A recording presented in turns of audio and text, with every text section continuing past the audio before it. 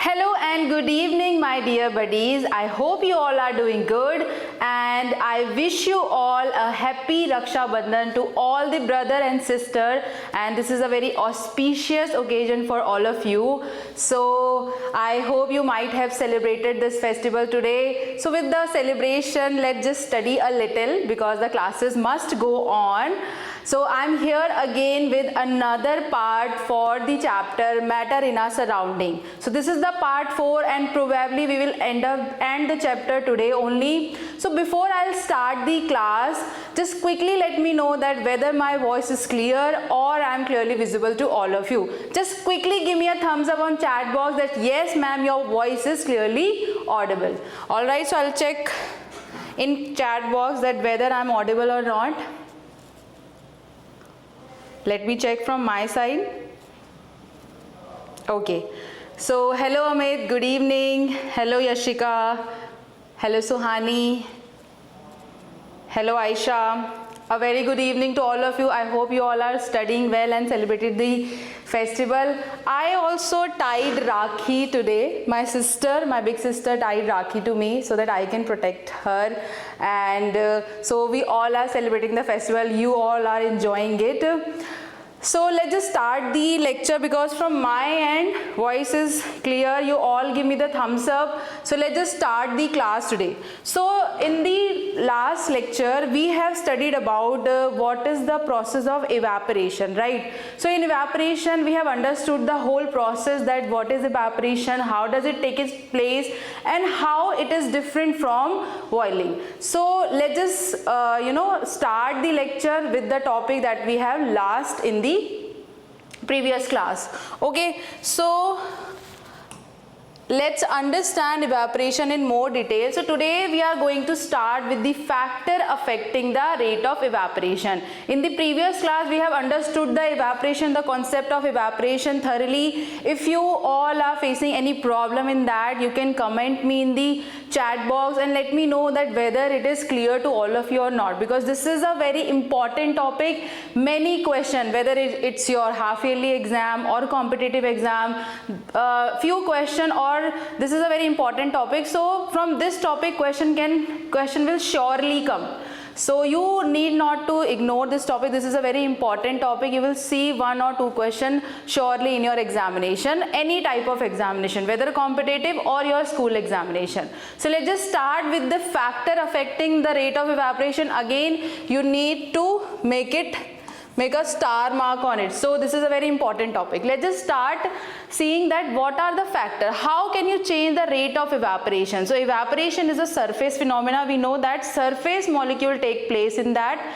Also it is a process similar to boiling but happening at a different condition. So to evaporation take place, it can happen at any temperature below its boiling point, and in this phenomena like surface molecule of a liquid will convert it into gaseous state, and hence the phenomena take place. Now this is a slow phenomena. Generally in the last class I have told you that this is generally a slow phenomena because only surface molecule are taking place, surface molecule are participating in the phenomena, so the process is little slower. Now if you want to increase the rate of evaporation, so how we can do that, let's just understand this in today's class.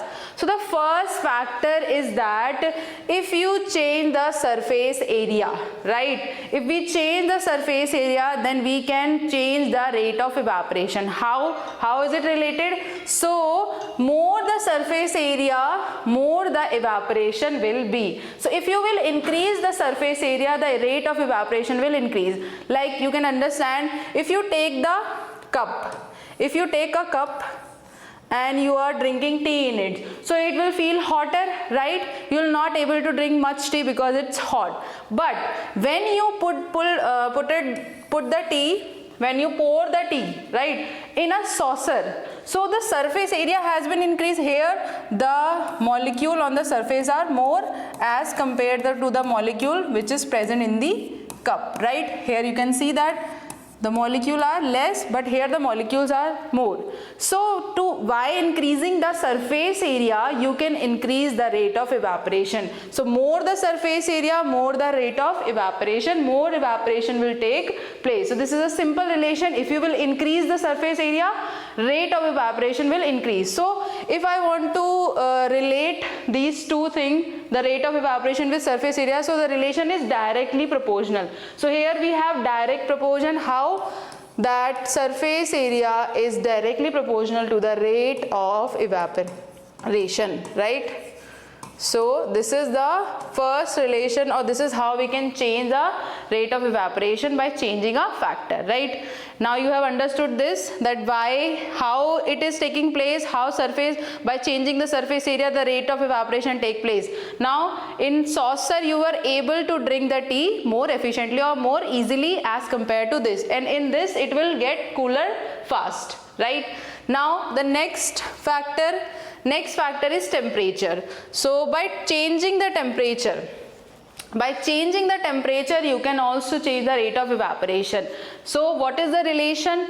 Higher the temperature, higher the evaporation. If you will change the temperature, rate of evaporation will change. How does it relate? So it is also directly proportional to the rate of evaporation. So here as well, rate of evaporation is directly proportional to temperature. Now you can relate this thing to with a simple examination, which is like in a hot day or in a room with where you will have where AC is not working. If you put one glass of water in a hot room, and if you will put one glass of water, same glass of water in a cooler room, right, where AC is at 16 degrees Celsius, right? So you will find out that in a hot room, or if you want to put, you can put the glass of water on the terrace in the sun, in the presence of sun. So what you will observe, that the water in the present in the glass which is kept on terrace,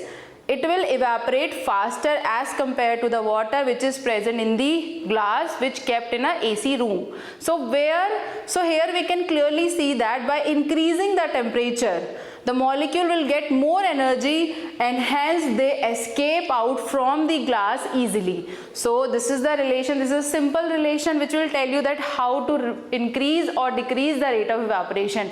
If temperature increase, the rate of evaporation is also increased, and vice versa.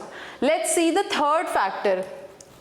So the third factor is humidity. Now what is humidity? Humidity is the amount of water vapor present in your air, right? So the more the humidity will be in the air, the lesser will be the rate of evaporation. Why? Because if water molecules are already present in the air, then the energy of the air is very less, right? So the water molecule present in a glass, you want to evaporate a glass of water in a humid room or in a humid environment, then it needs energy from the surrounding, but the surrounding is already having more water vapor in the atmosphere, right? And because of the presence of water vapor present in the surrounding, it has less energy. So because of that, it will not provide the energy to the glass of water. That's why the water will not evaporate. The water will evaporate very, very slowly, or you can say negligible. It will not evaporate at all. So the more the humid weather, the less will be the rate of evaporation. So the relation with humidity is different. So how we define humidity? Humidity is the amount of water vapor present in the air. This is the basic definition for humidity. It can also be asked in your examination. Next, what is the relation with humidity? When the humidity of air is high, then the rate of evaporation is low. So it has inverse relation. Here it has direct relation in the surface area as well. Rate of evaporation having the direct relation. If surface area increase, rate of evaporation also increases. Here as well it has the direct relation, but here it has the indirect relation, all right, with the rate of evaporation, because if it increases, humidity increases, the rate of evaporation become very, very slow. It is already slow, and if humidity increase, it will become very, very slow, almost negligible. All right, let's just move forward for the Next part, when the humidity of air is low, then the rate of evaporation is high. That is vice versa. We have understood the concept. If we reverse the condition, then we can see that rate of evaporation will increase, right? Now, so from here we can say that more humidity, less evaporation. Let's just understand the fourth factor. The fourth factor is wind speed. If the speed of wind is high, then the rate of evaporation will be what? Just think about it.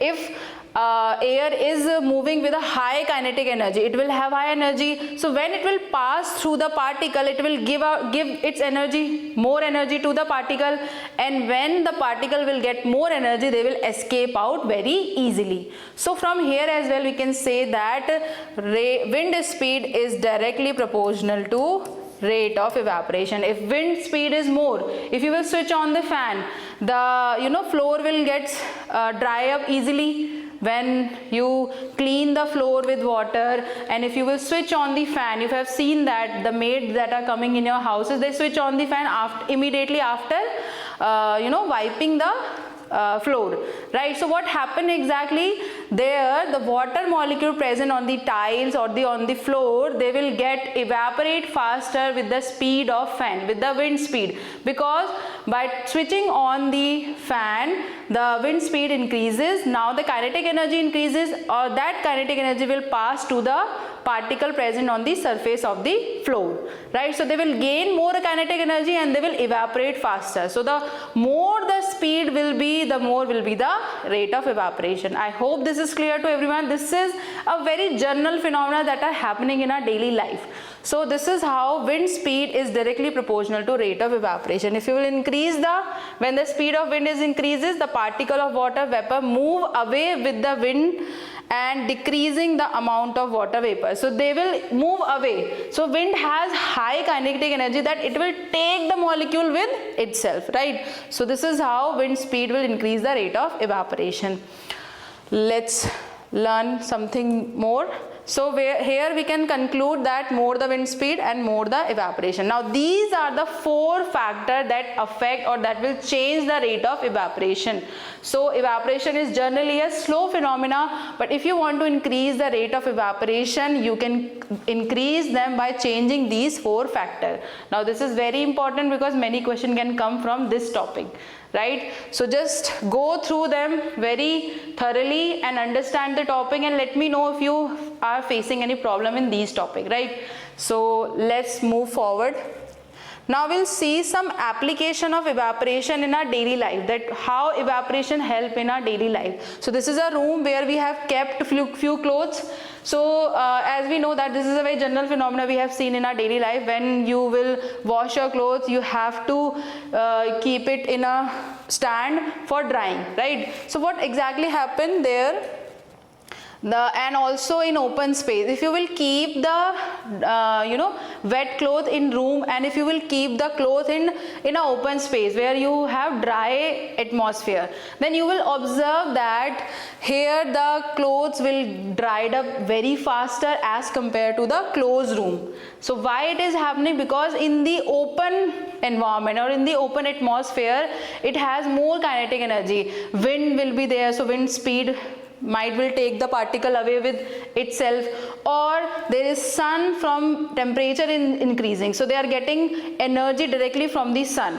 So this will help to increase the rate of evaporation easily as compared to the closed room, because there the sunlight is very less or the wind speed is less. So we can clearly see that if there will be more speed or more temperature, then clothes will dry up faster. So this is how evaporation take place in our daily life. That's why we prefer to make the clothes dry in the open space as compared to the closed room, right? Until and unless it's not any emergency or any kind of condition will be there, we would prefer to keep the cloth dry in the open space only. So which one dry faster? We know that the handkerchief kept in open would dry up faster. Why? Because rate of evaporation is more there. So wind speed will be there and the temperature will be there, so the rate of evaporation is more. That's why they are drying up faster.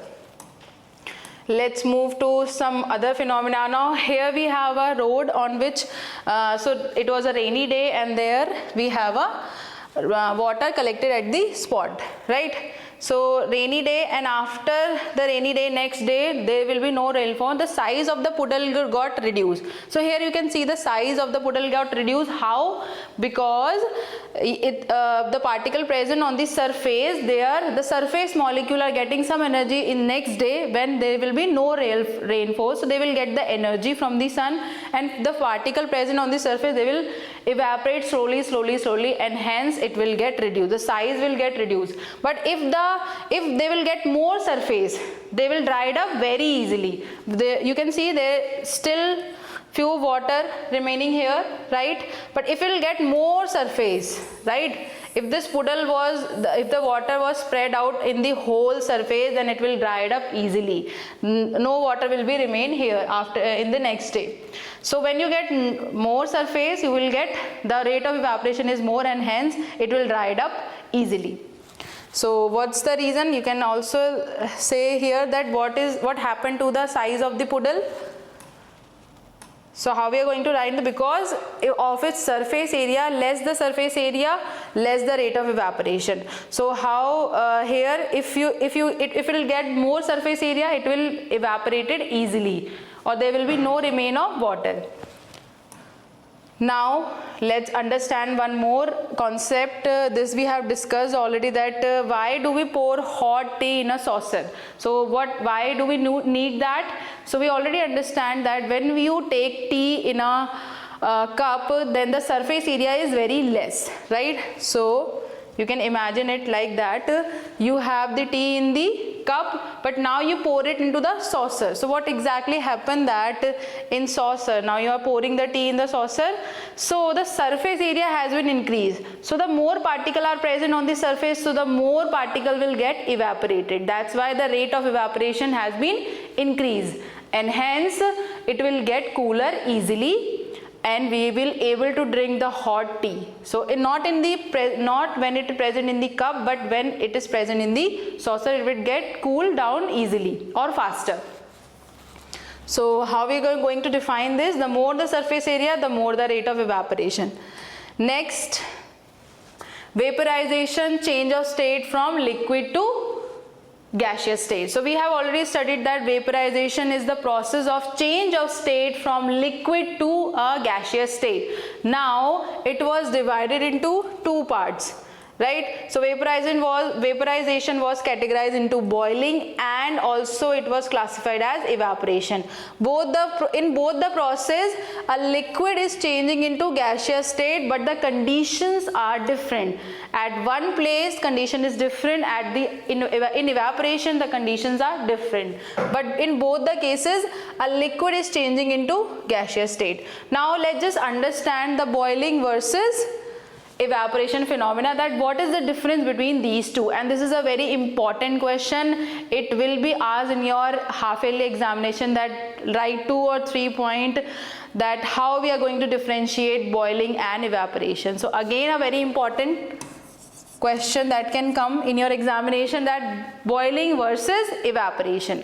So let's just understand one by one what is boiling, what happened in boiling, what are the different conditions present in both the phenomena. So here in boiling, external heating is required, right? You need to give external heat, only then boiling will take place. If you will not keep the pan on the gas and turn on the gas and give it a temperature, a fixed temperature, until a fixed temperature, boiling will not happen. But in the case of evaporation, you can see that it can happen in atmosphere. If you will put a glass, if you will leave a glass for 10 days on your terrace, you will observe that the amount of water has been decreased, right? So what it is happening, have you provided them some external force? No, it take the surroundings energy, and then evaporation has taken place. So here you need not to provide external heat, right? So external heat is not required. Next, it is a bulk phenomena, because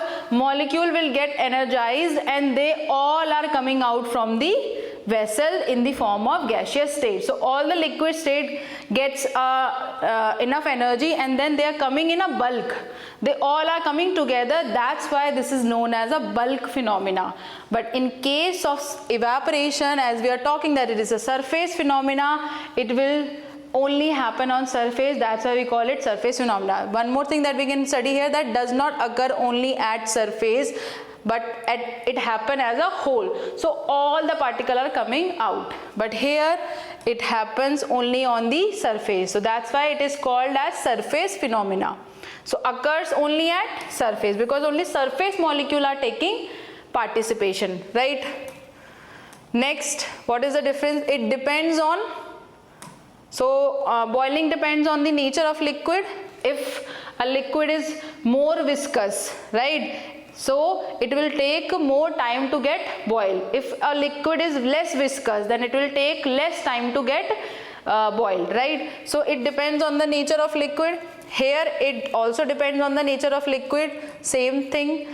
It also depends on the heating temperature, because if you provide low temperature, then any substance which is liquid will not boil. If you provide a certain temperature, at a certain temperature a substance or a liquid substance will get boiled, right?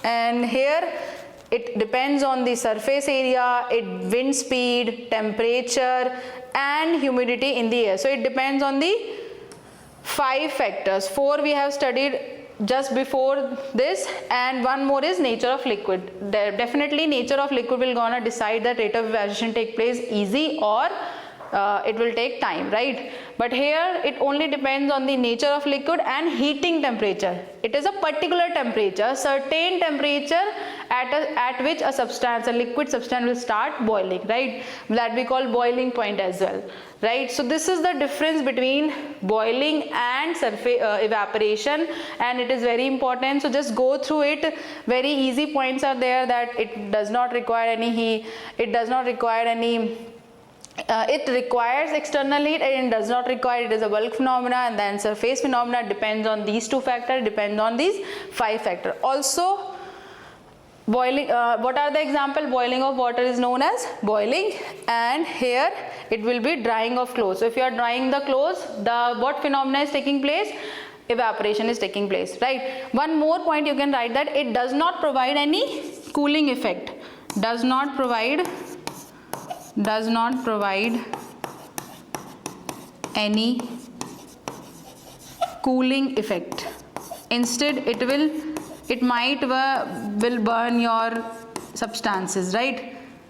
So it does not provide any cooling effect, but by the process of evaporation it provides a cooling effect. So here it provides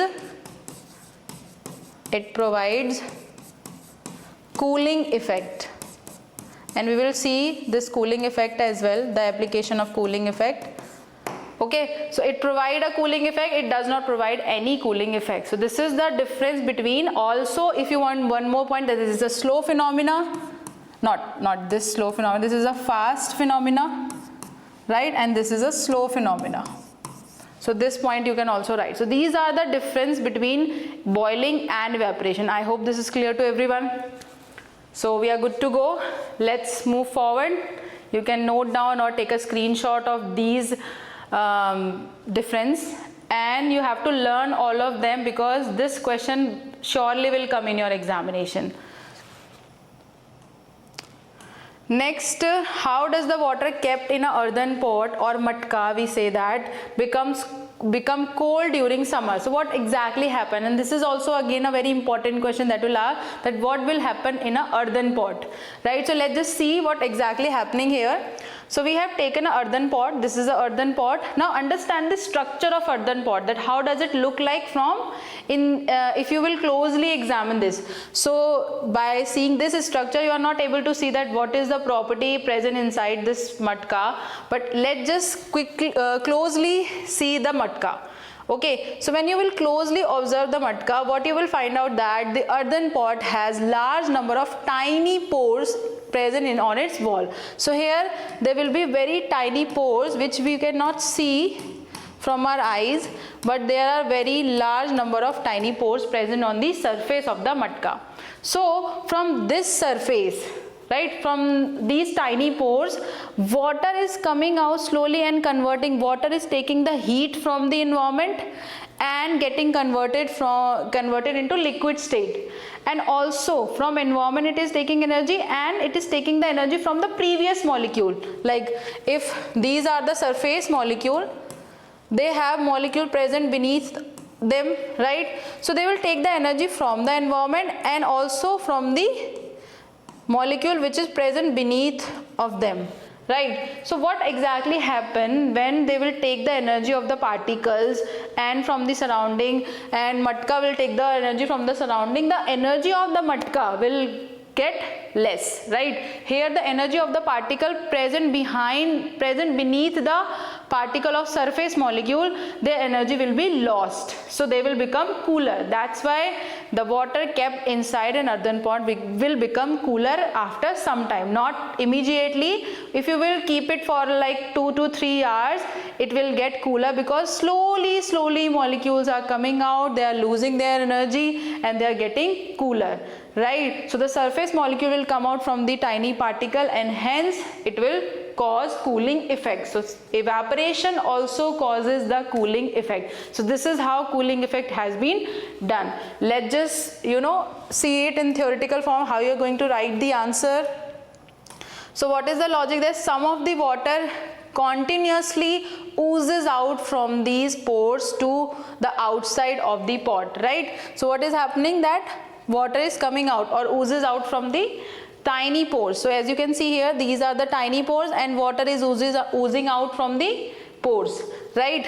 And then because this is water, they will take this water, evaporate continuously and take the latent heat required for the vaporization from the earthen pot. Also from the earthen pot they will take some heat, and the remaining water loses the heat and gets cool. And the particle, which I said, the particle present beneath the surface particle, they will also lose their energy, right? So you are getting the energy from the earthen pot and the particle which is present beneath the surface particle. So from both sides it is taking energy, and hence the surroundings, the earthen pot gets cooler, and also the particle energy is less, so they will become cooled, right? So in total what we can say, a cooling effect has been done here, and the water gets cool. So you need not to put it in the fridge, it will automatically get cooler, right? So this is actually happen in a earthen pot, right? So you can see continuously water is coming out, right? So that was one application of evaporation that we see in our daily life. Now let's just see more application of evaporation. The next question is that what do you feel when spirit is applied on your hand? So what exactly happens is, when you apply spirit on your hand, spirit is a liquid and your hand has some energy, your body has some energy, some heat you have in your body, right? So whenever you put the spirit on hand, spirit has very less boiling point, or you can say it is a liquid, so before its boiling point it can evaporate. So it will take the energy from our hands and gets evaporated and converted into gaseous state. So the energy of our hand, the heat of our hand is get escaped in the form of, in the conversion of liquid into gaseous state. So it escape out from our hands, that's why our hand feels cooler. So what is the reason? Again, the evaporation phenomena has taken place, and evaporation causes cooling, right? So how are you going to write the answer? That spirit applied at the region absorb the latent heat from our hands, right? So from where it gets energy? From our hands. That's why the hands region becomes cooler or cold. So this was the reason. Next, why do we see water droplet on the surface of bottle containing cold water?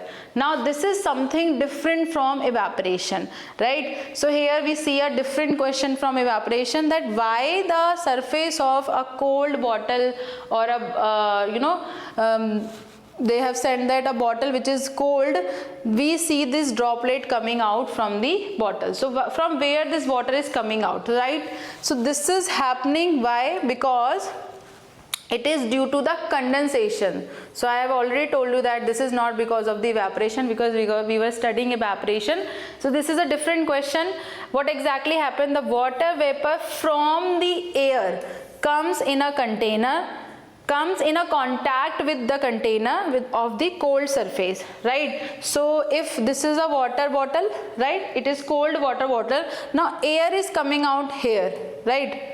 So what will happen when air comes in the contact of a cooler region? So we have already understand, when you lower the temperature of gaseous state, it will convert it into liquid state. So when this air particle will hit the surface of cold bottle, they will get lower temperature, and because of the lower temperature, the air, the water vapor present in the air will convert it into liquid state, and hence we see the water droplets on the cold bottle, right? So here you can understand the phenomena. The bottle and hence gets condensed into liquid. We know the condensation process will take place here because air getting the lower temperature, the water vapor getting the lower temperature and converted into liquid state, and hence we see the water on the surface of a cold bottle.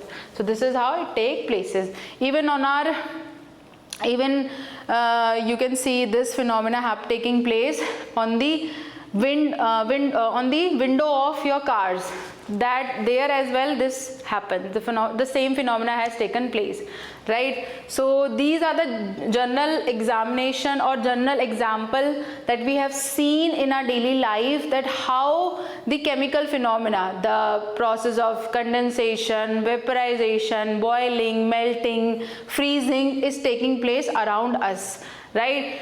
I hope these phenomena has been clear to all of you. Now let's just move to other part here.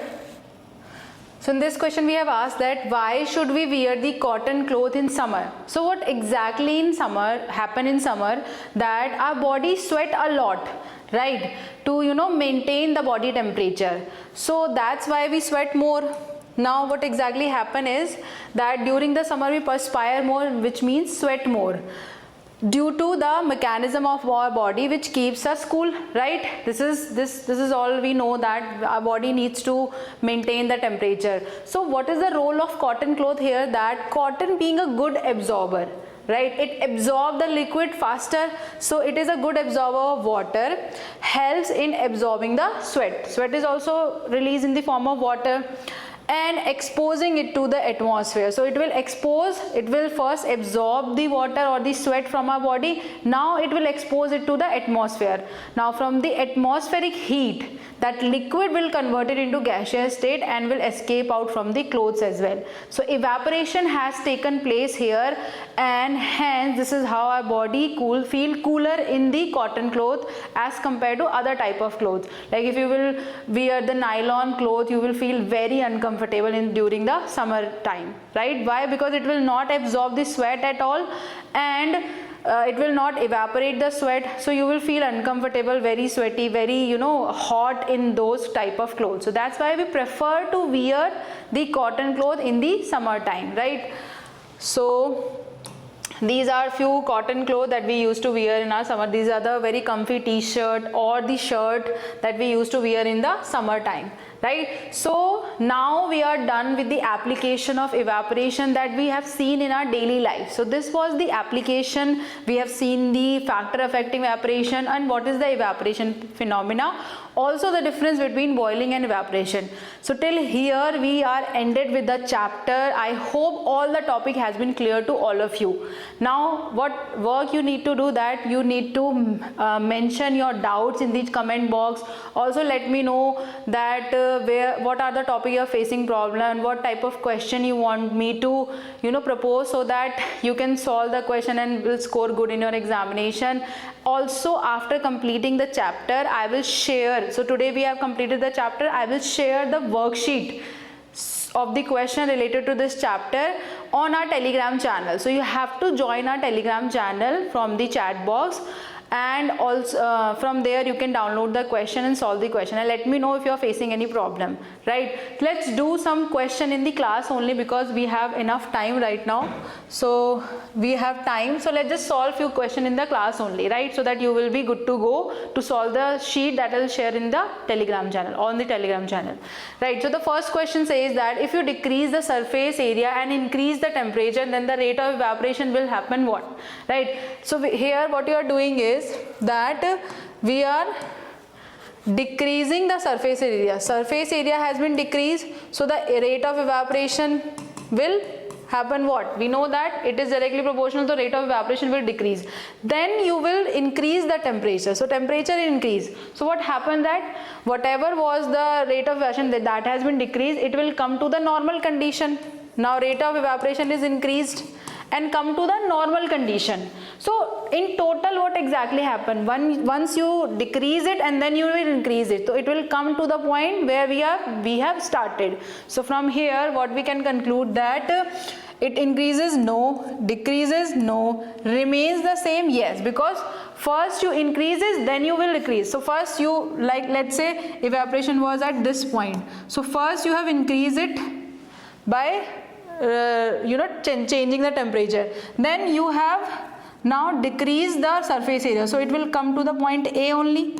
So from first by increasing temperature it will reach to point B, and then you will decrease the surface area, so again it will come to the point A. So from here we can conclude that the evaporation will remain same, the rate of evaporation will remain same, right? If you will increase both the factors, then it will increase twice, right? So the rate of evaporation increase by 2 times because you have increased the temperature and then you have increased the surface area. So both will increase, so it will become twice or it will become faster, right? Next question will have that the interconversion of states of matter is governed by which? So is it because of Boyle's law? No, not because of the Newton's law. So he has given motion, laws of motion, not the he has not mentioned about the interconversion of state. Archimedes principle? No, right? So what is the right answer? It is the kinetic molecular theory. So we know that kinetic molecular theory will tell you that how a particular substance changes its state. So we have studied in the lecture only. So the right answer is option number D. Then we have the comment upon the following. So this is a subjective question which have been asked many times in your examination, so can be asked.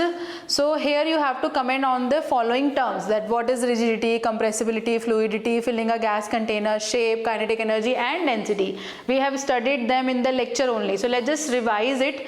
So first we need to understand what is rigidity. So rigidity is the ability of matter to keep it in a shape. That's why it is rigid, not changing its shape. So it is the ability of matter to keep its shape intact when the force is applied. So solids are rigid, right? They show rigidity because they do not change their shape when external force is applied, right? Then this is the definition of rigidity. Compressibility, ability to be, so here compressibility is defined as the ability to be squashed or to reduce the intermolecular space, right? So here you can also write it as reduce the intermolecular space present between the molecule, intermolecular space when pressure is applied. So you know that when we apply a pressure, the molecule will get closer and hence they will get compressed. So compressibility is the ability to reduce the intermolecular space or to be squashed when pressure is applied. So some liquid can be compressed, but all the gases can be compressed. So here in the case of liquid, we have only few liquid which can be compressed. Solids are incompressible, but all the gases, okay, so all the gases are highly compressible. Now let's move on to the next part, fluidity. So what is fluidity? As its name suggests, fluids. So this is the ability to flow and change the shape when a force is applied. So when you're applying a force and changing your shape and flowing, then this property is known as fluidity, right? So what shows fluidity? Liquid and gases. So we know that liquid can change their shape and flow. Similarly, gases can also flow and change their shape. That's why they both are known as fluids. So who all are named as fluids? Liquid and gas. These two are known as fluids as well, right? Let's move on to the fourth property, that filling a gas container. So what does it mean? That filling a gas container, that gases can be easily compressed and fill any container that they are in. So their space can be reduced and they can flow anywhere they want because they have higher kinetic energy and very less intermolecular force. So gas can fill any container. So this property makes them cost effective and transportable, that we uses gas and we highly compress them and use in a different cylinder like LPG cylinder, CNG cylinder for automobile industry and your kitchens. Right, so gases are highly compressible. So this is known as the filling a gas container. Then shape. What is shape? To remain in definite boundaries. We have discussed in the class only, if a certain molecule, if the molecule of any substance remaining in a certain boundary, then that define its shape. So shape is having, solid have a definite shape. We know that, while liquid and gas do not have definite shape. They take the shape of the container, and gas also do not have a fixed shape. They also take the shape of whatever container, whatever the room they are present in, right? And what is shape? Shape means the definite boundary you are present inside, right? If you are remaining in a certain boundary every time, then you have a particular shape, right? So generally solid have a particular shape. Kinetic energy. So kinetic energy, the particle in matter are always moving. We know that particles of matter are continuously moving. So solid have the least movement and the least kinetic energy. So the energy due to the motion of particle is known as kinetic energy. So the kinetic energy is defined as the energy due to the motion of particle, while gases have the most movement and the highest kinetic energy. So the order will be solid has the least, then liquid have moderate, and gases have the highest kinetic energy. And lastly, we have to define what is density. So density is nothing but the mass per unit volume. So density is defined as the mass of a substance per unit volume, and how we calculate is density is equals to mass upon volume. Then the unit is very important here, right? So what is the unit of mass? It is gram, and for volume it will be milliliter. So it will be gram per milliliter or gram milliliter inverse, right? So you can write any of them, and this is the density, right? So very important term that can be asked in your subjective questions. So this is a very frequently asked subjective question. So we are done with the question. I hope this is clear to everyone. Now the SI unit of temperature is, so we have discussed many units of temperature, which was degree Celsius, degree Fahrenheit and Kelvin. So what was the SI unit? I have also mentioned there as well that you need to be very cautious about the SI unit. So the SI unit for temperature is the option A, which is Kelvin, right? So you need to remember that you are using, in generally we use degree Celsius more commonly, right? But the SI unit is Kelvin. In your experiment in higher classes, you will always do experiment in Kelvin only. So the temperature is used to measure in Kelvin because it is the standard unit, right? Next, the boiling point of diethyl ether, acetone, butyl and butyl alcohol is this and this respectively.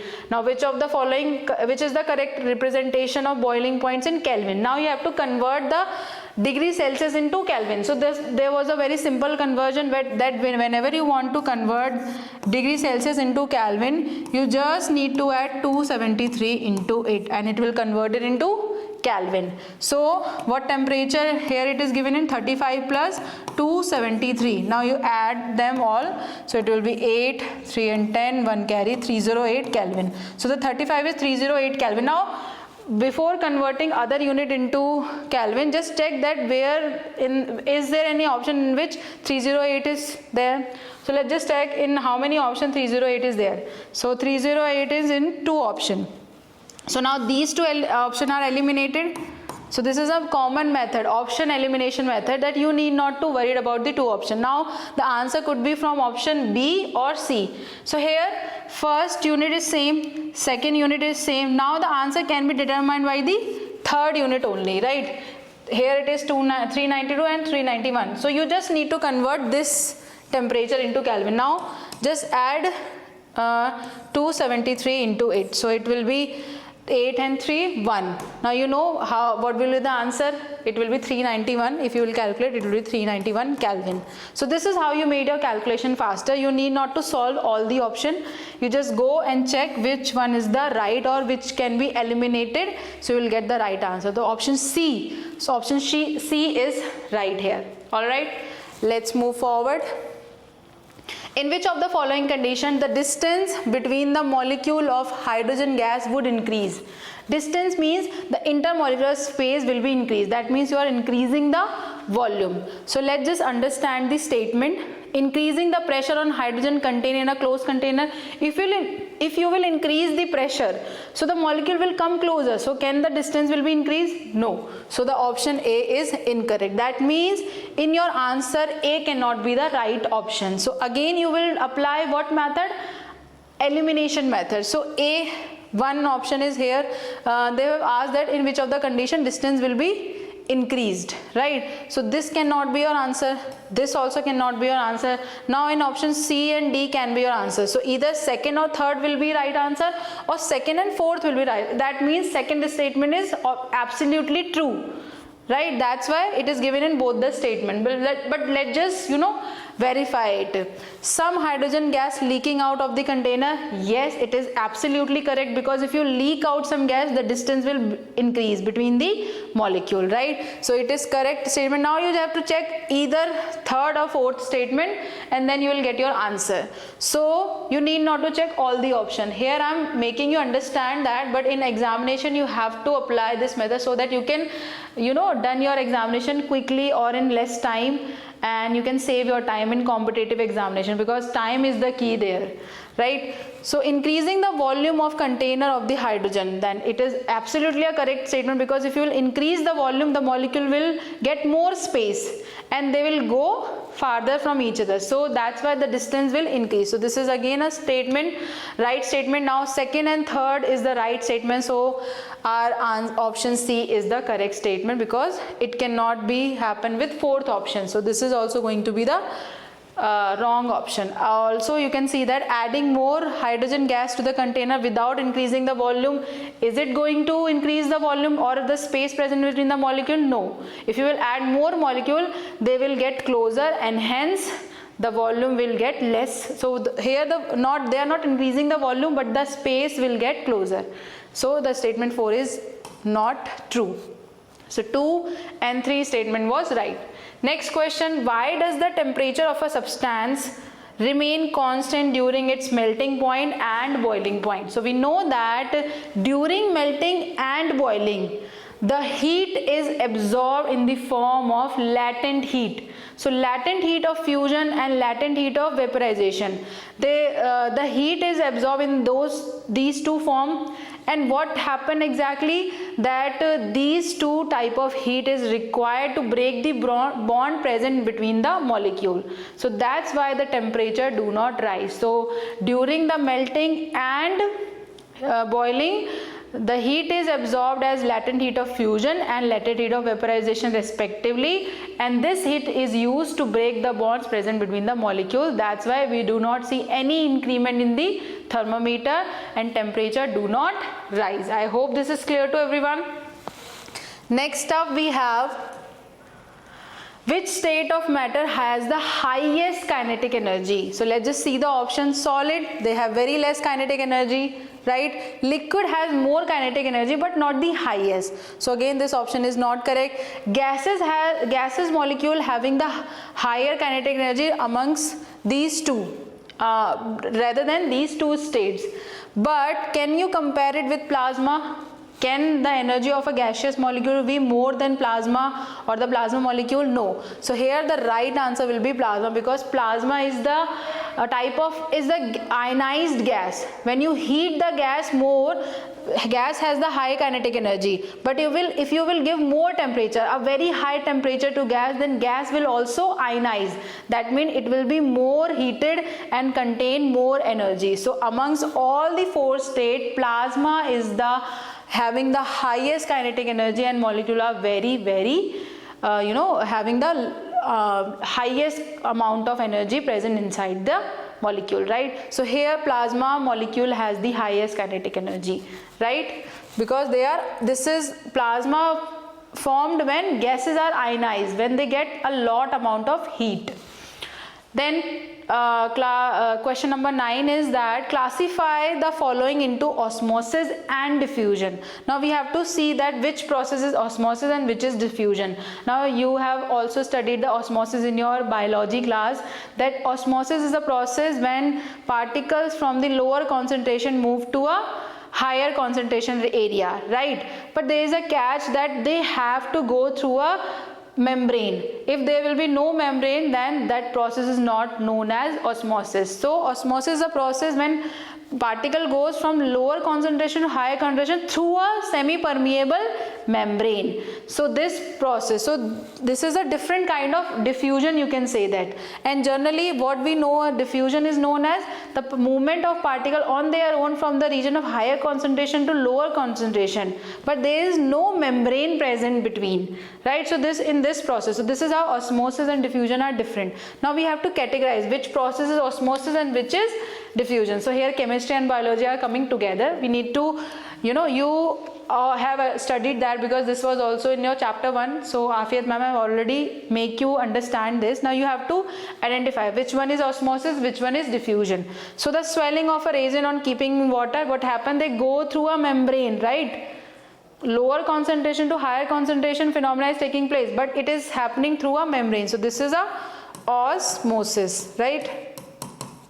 Spreading of viral on sneezing, so you will sneeze and the particle will go into the air. Now there is no membrane present in the air, so this is diffusion, right?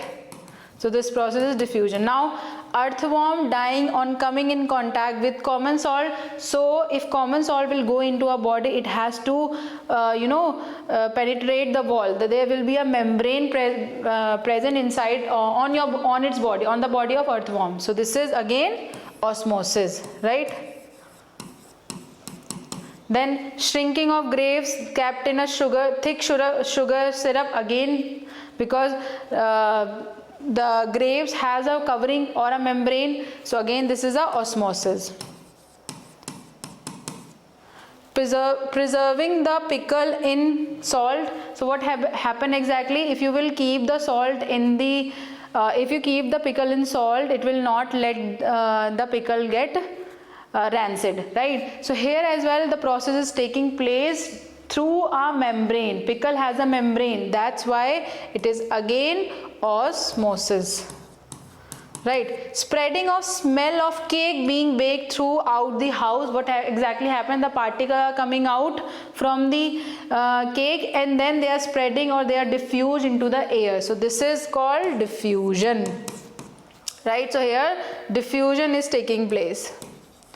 And then lastly, aquatic animal using oxygen dissolved in water during the respiration. So how oxygen dissolved in water?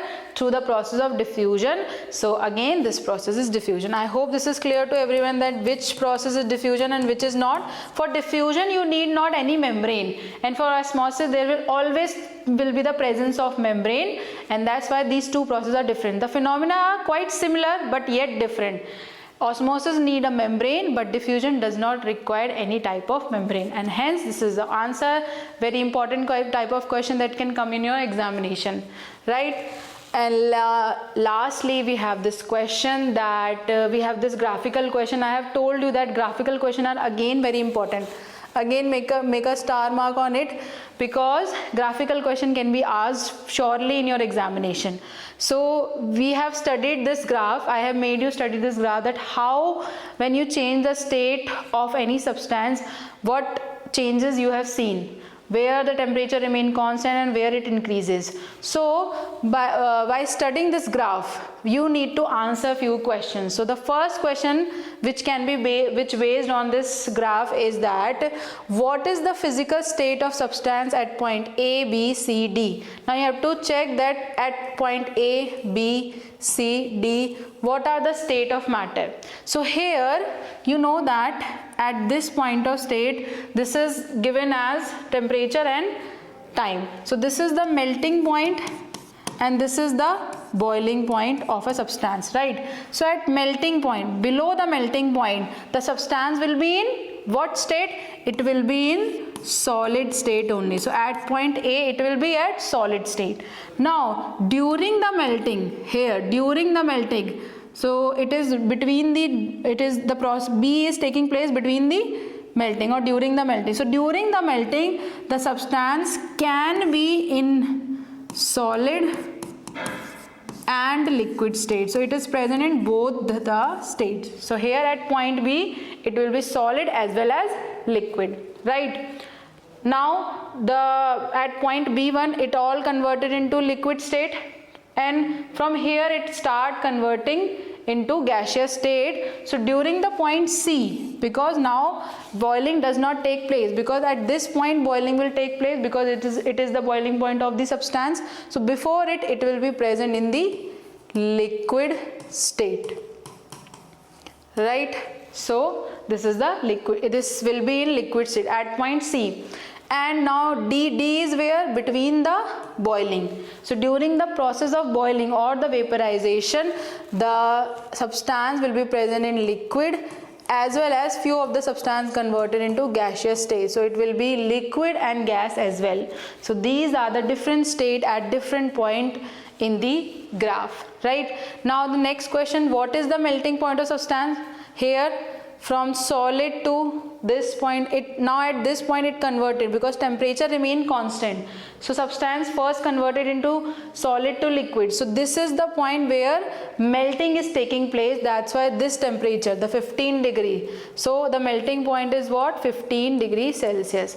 Now what is the boiling point? So boiling start taking place from point D1 to D2. Right, so during this temperature the boiling has been taken place. So what is the temperature at this point? It is 1110. So the boiling point of this substance is 1110 degree Celsius, right? Now this is not the graph for water. We have studied the graph for water in our lecture, but now you can see the graph is same, but the data is different, the temperatures are different, right? But the phenomena and everything is same.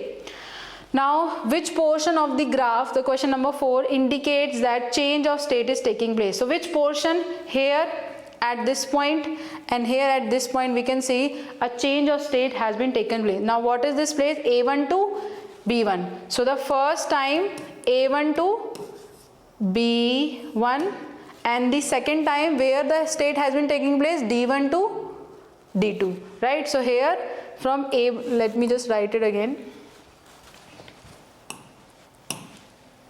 Okay, let's just write it neatly. So where are the 2 points? First point, it was taking place from A1 to B1, and second time where state has been taken place, state change has been taken place at D1 to D2, right? So these are the 2 points where state is changing, matter is changing into different state, right? Now question number 4, which has been asked in CBSE 2011.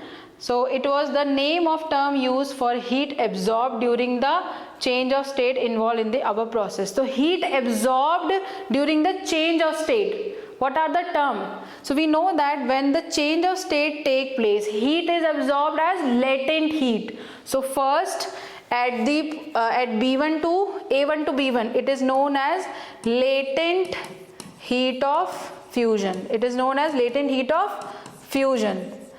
And during the D1 to D2 point, during the change of you can say during the boiling process, the heat is absorbed as latent heat of vaporization. So these are the terms that we use for the heat absorbed during the change of state take place. So hence we are done with all the question. I hope it is clear to everyone. So now you have to revise the question and do it yourself. I will also share the question PDF on Telegram channel. You have to do all the question by yourself. All the concept has been clear till now. If you face any problem, you can mention me in the comment box, and from the next lecture we will start our chapter number 2. So be ready for it. and till then solve the question from this chapter. I will meet you in the next class. Now you can enjoy the festival. I'll see you, no, not now, you have one more class. So after attending Monica ma'am's class, you can enjoy the day, and we'll meet you in the next class. Till then, see you. Bye bye everyone. Have a happy Raksha Bandhan.